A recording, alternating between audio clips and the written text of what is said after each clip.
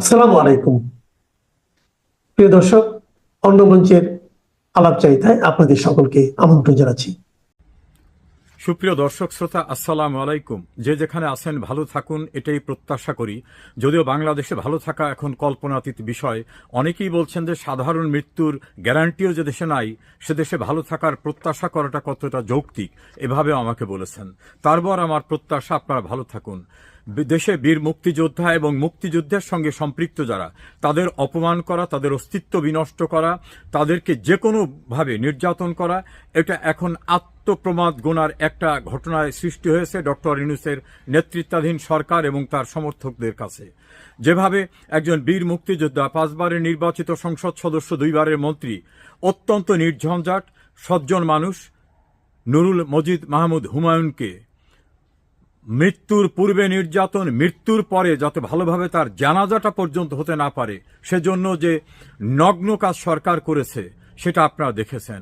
আজকে আর একজন বীর মুক্তিযোদ্ধার সঙ্গে যে জঘন্যতম আচরণ করা হচ্ছে, সেটা নিয়ে আপনাদের সঙ্গে কথা বলবো। প্রিয় দর্শক শ্রোতা, বাংলাদেশের নির্বাচিত মহামান্য রাষ্ট্রপতি মোহাম্মদ শাহাবুদ্দিন, ডাকনাম চুপ্পু, তিনি নিয়মতান্ত্রিক উপায়ে, সাংবিধানিক উপায়ে নির্বাচিত দেশের রাষ্ট্রপতি। এই মহামান্য রাষ্ট্রপতিকে বিভিন্ন সময়ে অশ্লীল অশ্রাব্য ভাষায় গালিগালাজ করে, চাপ সৃষ্টি করে, বঙ্গভবনের সামনে মানববন্ধন করে, জোর করে তাকে তাড়িয়ে দেওয়ার চেষ্টা করে ব্যর্থ হওয়ার পরে এখন সরকার নতুন আরেকটি পলিসিতে গিয়েছে। এটাকে বলা যেতে পারে প্রচণ্ডভাবে একটা হিপোক্রেসি, ভণ্ডামি। সেটা হচ্ছে তাকে অপমান করা, অপমানের মধ্য থেকে তিনি যাতে আত্মসম্মান রক্ষার্থে বিদায় হয়ে যান, এমন চেষ্টা শুরু হয়েছে। তেমনি একটি ঘটনা নিয়ে আপনাদের সঙ্গে আলোচনা করব। বীর মুক্তিযোদ্ধা শাহাবুদ্দিন, তিনি কি কৌশলগত অপমান, অপদস্থ হওয়ার ভয়ে নির্বাচিত পদ থেকে সরে যাবেন? এ প্রশ্ন অনেকেই করেছেন। আসুন সেটা নিয়ে আজ আমরা কথা বলি। মহামান্য রাষ্ট্রপতি 28 সেপ্টেম্বর পররাষ্ট্র উপদেষ্টা তৌহিদ সাহেবকে একটা চিঠি লিখেছেন। সেই চিঠির কন্টেন্টসটাকে আগে আপনাদের সামনে তুলে ধরি। তিনি লিখছেন, প্রিয় সহকর্মী, আসসালামু আলাইকুম। আমার দেহের উত্তাপ প্রশমন এর জন্য এবং আপাতত আমার স্বস্তির জন্য আমার প্রতিক্রিয়া আপনাকে অবহিত করছি। আমি বিস্মিত এবং স্তম্ভিত। তিনি বলেছেন, আমার দেহের উত্তাপ প্রশমন এবং আপাতত আমার স্বস্তির জন্য আমার প্রতিক্রিয়া আপনাকে অবহিত করছি।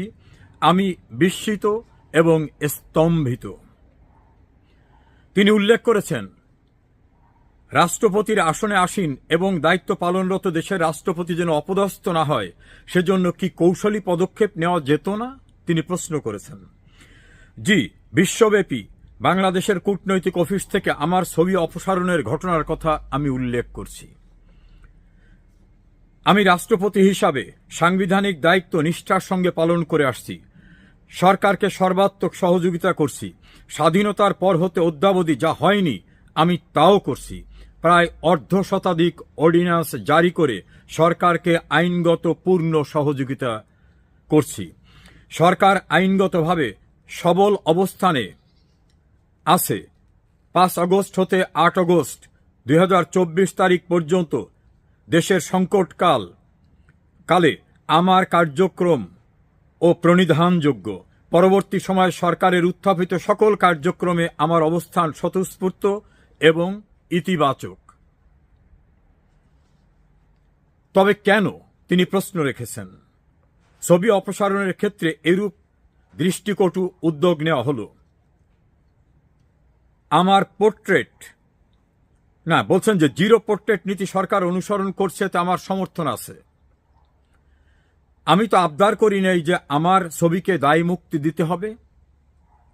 আমার ছবি অপসারণের ক্ষেত্রে এই নীতি কৌশলে বাস্তবায়ন করলে গণমাধ্যমের খোরাক হওয়া এড়ানো যেত। এক্ষেত্রে মানসিকভাবে আমার পূর্ণ সহযোগিতা থাকত। এক রাতের মধ্যে প্রতিযোগিতামূলকভাবে মানে কে কার আগে ছবিটি নামাবে রাষ্ট্রপতির, আমার ছবিটি অপসারিত হয়ে শুধু গণমাধ্যমের উপজীব্য নয়, বরং সামাজিক যোগাযোগ মাধ্যমে বিশ্বব্যাপী আমার সম্মান ভুলুণ্ঠিত করা হলো। মুক্তিযুদ্ধে অবদান রাখা একজন সচেতন নাগরিক ও বীর মুক্তিযোদ্ধা হল অপমানিত। আমার কোনো অনুযোগ নাই, তবে আছে বুকভরা আর্তনাদ। মহামান্য রাষ্ট্রপতি এই চিঠিটি পররাষ্ট্র উপদেষ্টাকে পাঠিয়েছেন। তার বুক ভরা আর্তনাদ, তার হতবাক হওয়া, তার স্তম্ভিত হওয়ার ঘটনা এই সরকার ঘটিয়েছে। বিভিন্ন স্থানে মহামান্য রাষ্ট্রপতির ছবি থাকবে, এটা সাংবিধানিক বিধিবিধান। সংবিধান তো পরিবর্তিত হয়নি। হঠাৎ করে ফোন করে সারা দুনিয়ায় বাংলাদেশের হাই কমিশন সহ বিভিন্ন দপ্তর সংস্থাকে থেকে তার ছবি সরিয়ে ফেলতে বলা হলো। ক্যাবিনেটের একটা মিটিংয়ের পরে, ক্যাবিনেট উপদেষ্টা পরিষদের মিটিংয়ের পরে এই প্রশ্ন সাংবাদিকরা করার পরে তারা অস্বীকার করেছিলেন, কিন্তু বাস্তবতা এই কাজটি করা হয়েছে। মহামান্য রাষ্ট্রপতির ছবি সরিয়ে ফেলার ঘটনায় তিনি নিজে হতবাক, স্তম্ভিত এবং বিস্মিত হয়েছেন। রাষ্ট্রপতি হিসাবে নয়, দেশের একজন সচেতন নাগরিক এবং বীর মুক্তিযোদ্ধা হিসাবে তিনি অপমানিত হয়েছেন, একথা উল্লেখ করেছেন। প্রতিযোগিতামূলকভাবে, মানে কে কার আগে ছবিটা নামাবে, এই নগ্ন নোংরামিটি এই সরকার করিয়েছে, অথচ তারা অস্বীকার করছে। মহামান্য রাষ্ট্রপতির এই চিঠিটি তার সাক্ষ্য বহন করে। কতটা নিচে নামতে পারে, কতটা হীনমন্যতা এই সরকারের, তার পরিচয় মিলেছে মহামান্য রাষ্ট্রপতির এই অপমানিত হওয়া, বিস্মিত হওয়া, হতবাক হওয়া, অপদস্থ হওয়া এবং তার বুকের আর্তনাদ থেকে। ওনারা ভুলে গেছেন সংবিধানে কোনো সুযোগ না থাকা সত্ত্বেও মহামান্য রাষ্ট্রপতি সুপ্রিম কোর্টের রেফারেন্সের পরে তিনি তাদেরকে সংবিধান বহির্ভূতভাবে নিয়োগ করেছেন প্রধান উপদেষ্টা এবং অন্যান্য উপদেষ্টা। যিনি নিয়োগ করেন তিনি কিন্তু নিয়োগ বাতিলও করতে পারেন। কলমের এক খোঁচায় এই নিয়োগ বাতিল হওয়া সম্ভব, কারণ এই নিয়োগ রাষ্ট্রপতির প্রেরোগেটিভ। তার সর্বোচ্চ ক্ষমতার দ্বারা তিনি করেছেন, সংবিধানে না থাকা সত্ত্বেও। তিনি যদি সংবিধানের বিধিবিধানের আলোকে, কারণ সংবিধানের সংরক্ষক কিন্তু মহামান্য রাষ্ট্রপতি, তিনি যদি একটি চিঠি, এতটুকু না 4 লাইনের চিঠি ইস্যু করে দেন যে আমি যে অ্যাপয়েন্টমেন্ট দিয়েছিলাম, আমি যে নিয়োগ করেছিলাম, সেই নিয়োগ আমি বাতিল করে দিলাম। ডক্টর মোহাম্মদ ইউনূস, আপনি জনগণের ভোটে আসেন নাই। এই মহামান্য রাষ্ট্রপতি, বীর মুক্তিযোদ্ধা মোহাম্মদ শাহাবুদ্দিন আপনাকে দয়া করে নিয়োগ করেছেন। তার দয়ায় বসে আপনি আজকে তাকে অপমানিত করছেন, তার ছবি সরিয়ে দিতে চাচ্ছেন, সুকৌশলে নিজে তাকে অপমান করছেন। বিদেশ সফরের পরে দীর্ঘ রেওয়াজ এবং বিধান অনুসারে রাষ্ট্রপতিকে অবহিত করা, সে বিষয়টি আপনি করেন না। রাষ্ট্রপতি যাতে ঈদের জামাত পড়তে জাতীয় ঈদগাহ ময়দানে যেতে না পারে সেজন্য ষড়যন্ত্র করেন। রাষ্ট্রপতির বঙ্গভবনের অনুষ্ঠানে যাতে কেউ না যায় সেজন্য আপনি ব্যবস্থা নেন। আপনাকে অপসারণ কিন্তু 1 মিনিট না 10 সেকেন্ডের বিষয়। রাষ্ট্রপতির একটি স্বাক্ষরই যথেষ্ট। জনাব মোহাম্মদ তৌহিদ হোসেন, আপনার কর্তৃপক্ষের নির্দেশ আপনার দপ্তর থেকে প্রতিপালিত হয়েছে।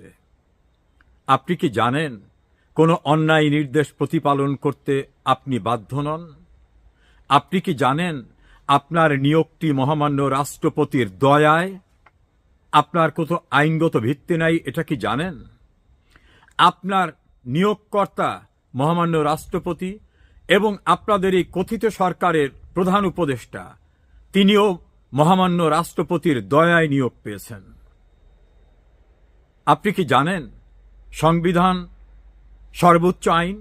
সংবিধান অনুসারে অন্তর্বর্তীকালীন সরকার নামে কোনো সরকার নাই। কোথাও প্রধান উপদেষ্টা বা উপদেষ্টা নামক কোনো পদ নেই। জানেন কিনা? আশা করি জেনে থাকার কথা। না জানলে বাংলাদেশের সংবিধানটা পড়বেন। এখনো শেখ হাসিনা আইন অনুসারে প্রধানমন্ত্রী। যে সংসদ ভেঙে দেওয়া হয়েছে, ভাঙার প্রক্রিয়া বৈধ ছিল না। সংসদ নেত্রীর লিখিত অনুরোধ ছাড়া সরকার বা রাষ্ট্রপতি সংসদ ভাঙতে পারেন না। প্রধানমন্ত্রীর পদত্যাগ ছাড়া সরকারের কোনো নির্বাহী প্রধানের নিয়োগ হতে পারে না। সম্পূর্ণরূপে বেআইনি, সংবিধান পরিপন্থীভাবে আপনাদের অবস্থান। এই সংবিধান পরিপন্থী অবস্থান রাষ্ট্রদ্রোহিতার অপরাধ। মহামান্য রাষ্ট্রপতি হচ্ছেন একমাত্র বৈধ সাংবিধানিক রাষ্ট্রপ্রধান। মনে রাখবেন, তাকে অপমান করে, অপদস্থ করে তাড়াবার চেষ্টা করে লাভ হবে না। আপনাদের আদর্শিক পূর্বসূরীরা অর্থাৎ পাকিস্তানিরা এই মহামান্য রাষ্ট্রপতি, বীর মুক্তিযোদ্ধা মোহাম্মদ শাহাবুদ্দিনরা যুদ্ধ করে তাদের পরাজিত করে নাকে খত দিয়ে ঐতিহাসিক সোহরাওয়ার্দী উদ্যানে পাকিস্তানি সেনারা তাদের অক্সিলারি ফোর্স অর্থাৎ রাজাকার আল বদর আল শামস তারাও সারেন্ডার করেছিল।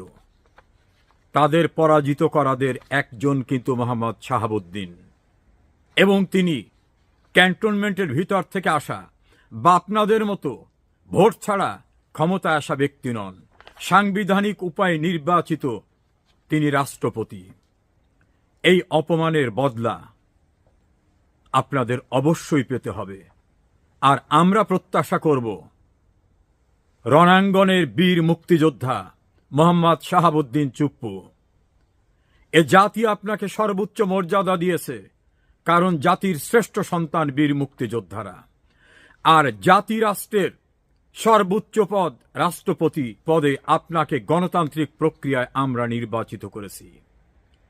আপনার কম্পিত হওয়ার কারণ নাই, আপনার স্তম্ভিত হওয়ার কারণ নাই। প্রয়োজন হলে আপনি সাংবিধানিক ক্ষমতা চর্চা করবেন, প্রয়োজনে এদেরকে বিদায় দেবেন। সে সময় বোধহয় আপনাকে আমন্ত্রণ জানাচ্ছে। মহামান্য রাষ্ট্রপতি, মুক্তিযুদ্ধের বীর সেনানী আপনি, দেশমাতৃকার শত্রুমুক্ত করা, পরাধীনতার শৃঙ্খল ভেঙে ফেলা যার কাজ, তিনি পরাভব মানবেন না, সেটাই আমাদের প্রত্যাশা।